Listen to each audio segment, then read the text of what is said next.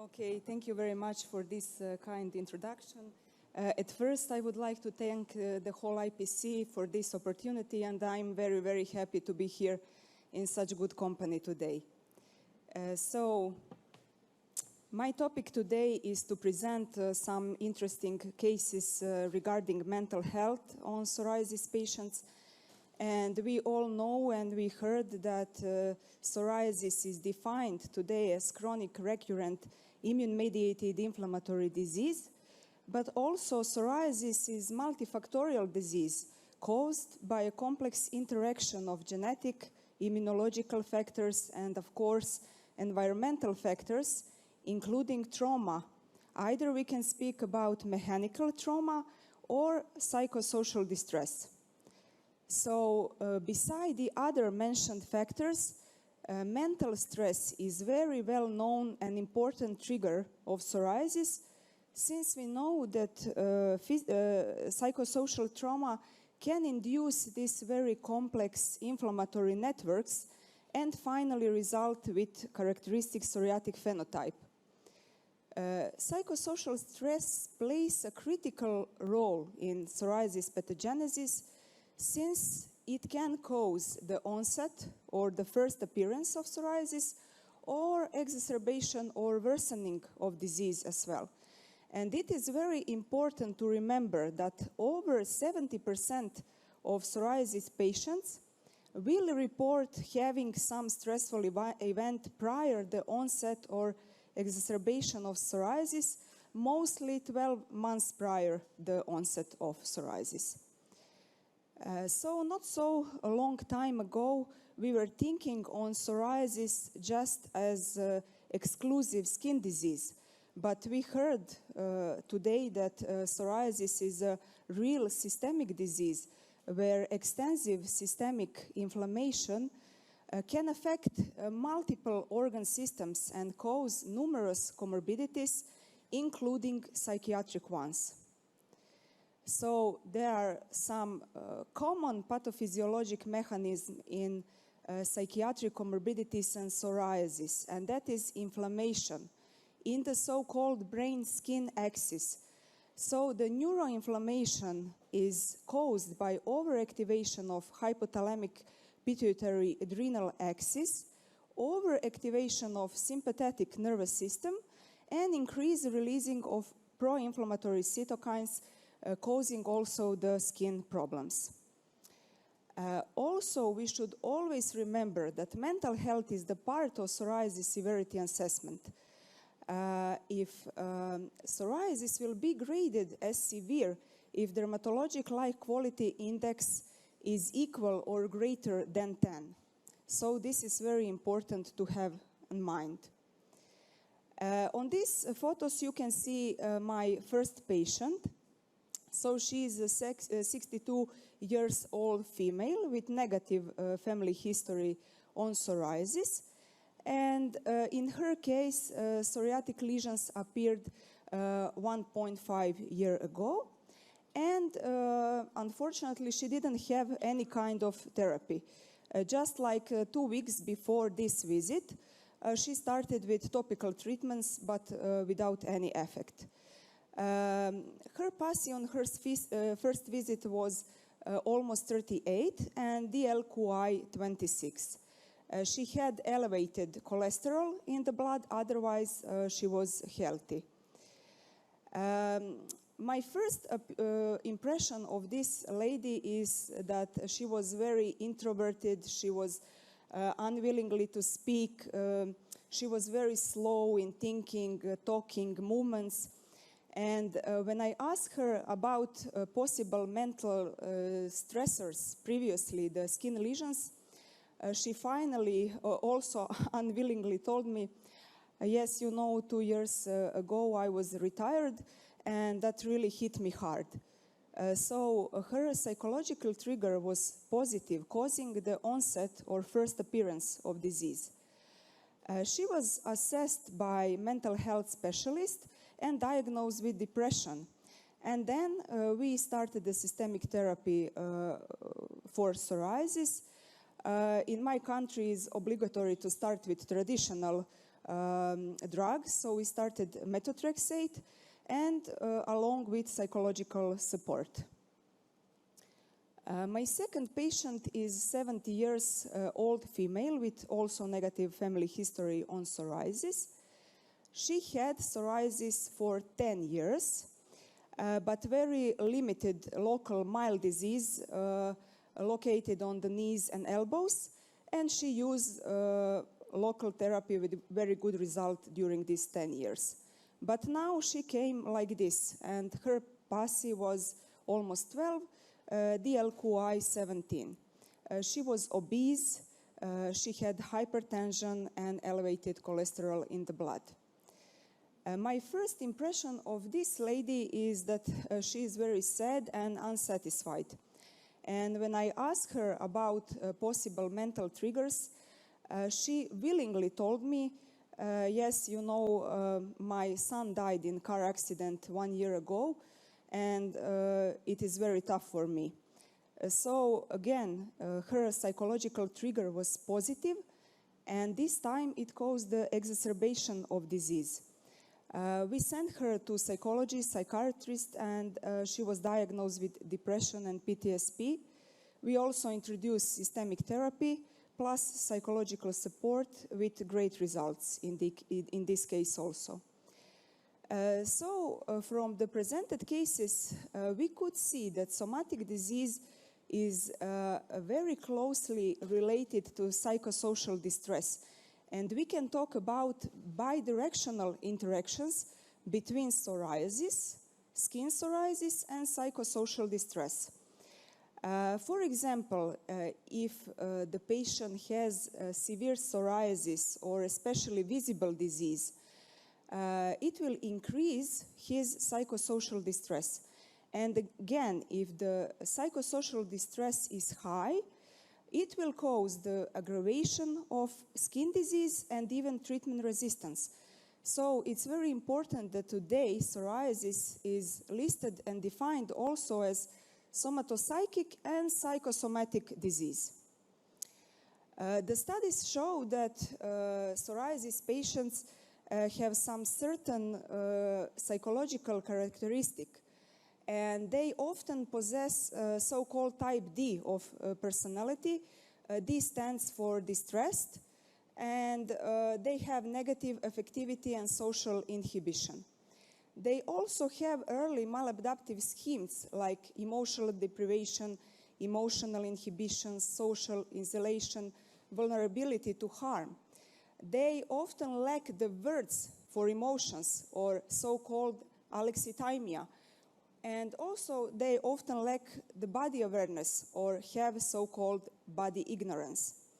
These characteristics can cause certain psychological disturbances, especially if we deal with so-called at-risk subgroups of psoriasis patients, like females, younger patients, patients with severe psoriasis, and patients with visible psoriasis. The studies also confirmed that psoriasis is frequently linked with psychiatric comorbidities listed on the right side, and they have a significant mental health burden for this patient. The most common psychiatric comorbidity is depression. It accounts for 30% and affects 30% of all psoriasis patients, and is followed by distress, anxiety, and other possible comorbidities are alexithymia, sleeping disorders, alcohol abuse, schizophrenia, and suicidality. Depression affects all the parts of patient life: emotions, thoughts, behavior, physical aspect. So we should think on depressive patient when the patient shows sadness, feeling of worthlessness, hopelessness, helplessness, guilt, anger, loss of interest for normal actions in life. When the patient has slow thinking and speaking, trouble with concentration, impaired memory, confusion, and often thoughts of death, suicide. When the patient is crying, showing the tendency for social isolation, slow movements, when they neglect their responsibilities or change the personal appearance. And finally, when they have the loss of energy, chronic fatigue, changes in appetite, sleep disturbances, unexplained physical problems, and especially pain. In case of anxiety, the patient will be nervous, worried, tense. He will have a fear of losing control or dying, trouble with concentration, having a sense of danger, uncontrollable worry, panic, and regarding physical manifestation, tachycardia, hyperventilation, sweating, trembling, gastrointestinal problems, loss of energy, and as well sleep disturbances. So we can say that psoriasis affects all the aspects of the patient life, not just physical and psychological, but also social, sexual, occupational. And it significantly decreased the quality of life, as same as cancer, diabetes, heart disease, hypertension, and arthritis. What can we do as dermatologists? So at first, it is very important to be aware of the role of psychological factors, because I think it's mostly neglected, even nowadays. We should do the regular screening for psychological comorbidities, especially to look on at-risk groups. We should improve our listening and counseling skills to give patients the opportunity to express their needs, concerns, and to create a trustful and supportive relationship. Of course, we should immediately refer to the mental health specialist if needed. And finally, the conclusion is psoriasis has a multifactorial impact on psychological and internal condition. And psychological factors are really essential part of psoriasis etiopathogenesis. Coexistence of psychiatric comorbidities can significantly reduce patient quality of life.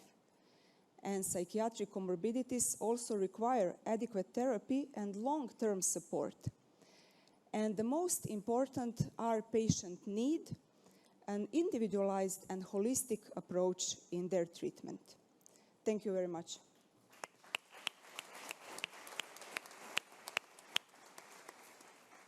Thank you for a really lovely presentation. Are there any comments?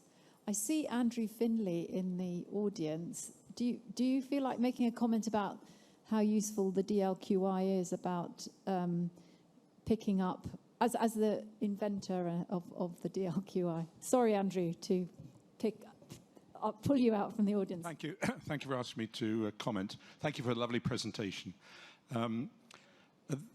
We published a systematic review of the use of the DLQI in psychiatric diseases about 5 years ago.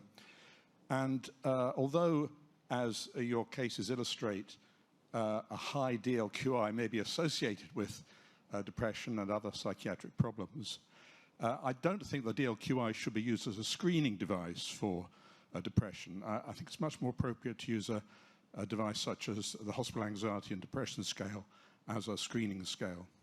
But you're right that if you see a high DLQI, always think it might there be a psychiatric issue here as well, and explore that. Thank you. Thank you very much. Thank you, Andrew. Thanks.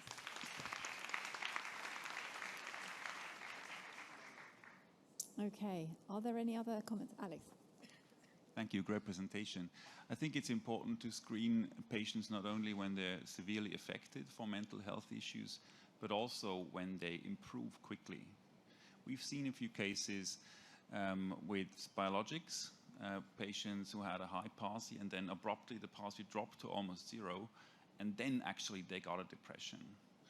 Perhaps because of secondary gain, basically, that they kind of hold on to their disease, and then in the end, when it's gone, then they have an issue, a psychological issue. Yeah, that's a good point. Thank you. Yeah, it's an interesting point. Thanks, Alex. Thank you for an amazing presentation. I'd like to ask you, have you ever met a patient in who just psychological interventions and the change in his mindset helped without any dermatological treatments changes. And if the patient come to the ambulances, what to do? Do you usually wait and try to solve the psychological disorder, or do this along with the treatment changes, switching therapies, and so on? Thank you. Yes, so because we are so limited with time, it's very often underestimated this factor, psychological, in psoriasis. But me personally, I try to ask every patient about the possible mental stressors before the onset of disease. Excuse me, what is the other part of the question? If you try to solve the psychological disorder alone or along with the... always together. So we cooperate with our psychiatrist, and they have the office for psychosomatic diseases. So we are not psychiatrists, so we are sending to them the patient. But I always tried to discover this patient I should send to psychiatrist. Okay, thank you very much again. Thank you.